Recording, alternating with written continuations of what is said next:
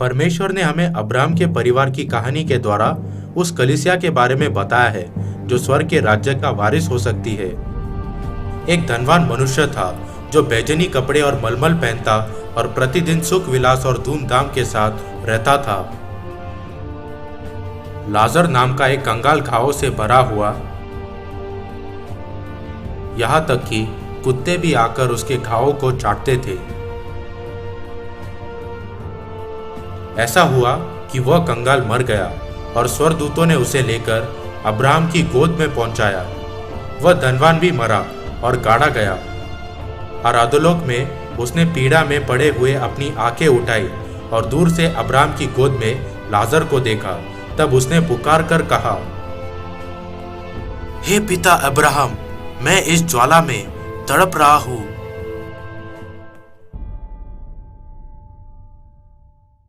जब हम अपने शरीर को छोड़कर आत्मिक दुनिया में लौटते हैं, हम परमेश्वर को पिता पुकारते हैं।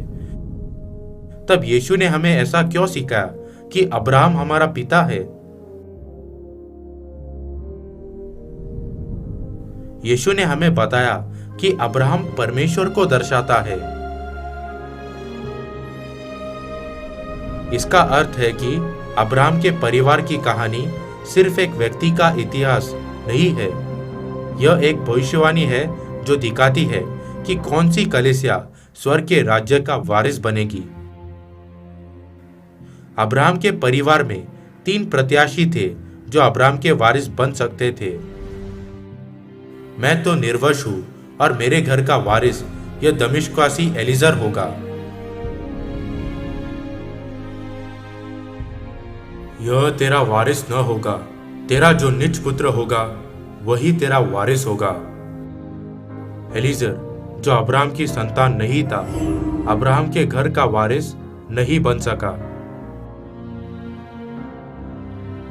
हाजिरा को अब्राहम के द्वारा एक पुत्र हुआ और अब्राहम ने अपने पुत्र का नाम, जिसे हाजिरा ने जन्म दिया था, इश्माएल रखा। इश्माएल तेरी दृष्टि में बना रहे, यही बहुत है। तब परमेश्वर ने कहा, नहीं। इश्माएल अब्राहम का निज पुत्र था, लेकिन वह सारा से नहीं था। वो भी अब्राहम के घर का वारिस नहीं बन सका।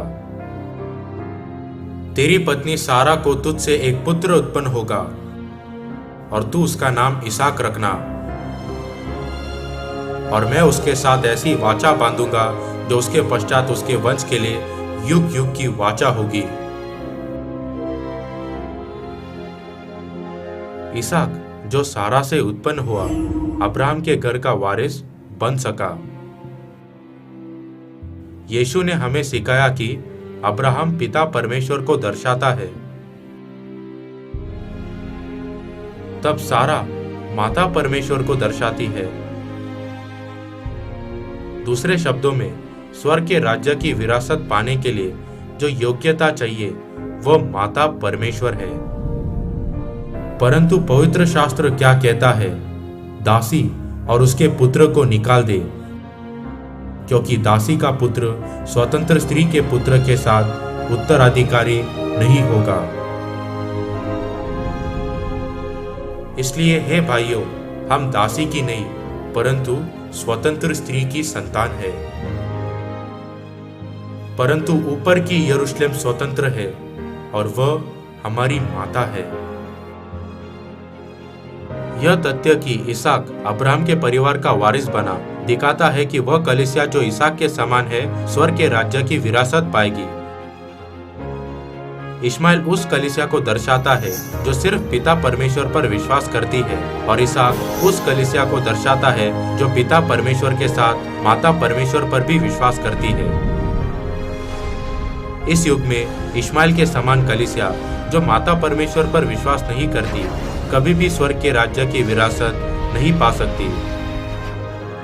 इसहाक के समान कलीसिया जो माता परमेश्वर पर विश्वास करती है स्वर्ग के राज्य की विरासत पा सकती है। अब माता परमेश्वर पूरे संसार में अपनी संतानों को बुला रही है। आत्मा और दुल्हन दोनों कहती है आ, और सुनने वाला भी कहे आ। जो प्यासा हो वह आए, और जो कोई चाहे वह जीवन का जल सेंत मेंत ले। माता के बिना जीवन नहीं है। कृपया स्वर्गीय माता के पास आइए, जो जीवन का स्रोत है।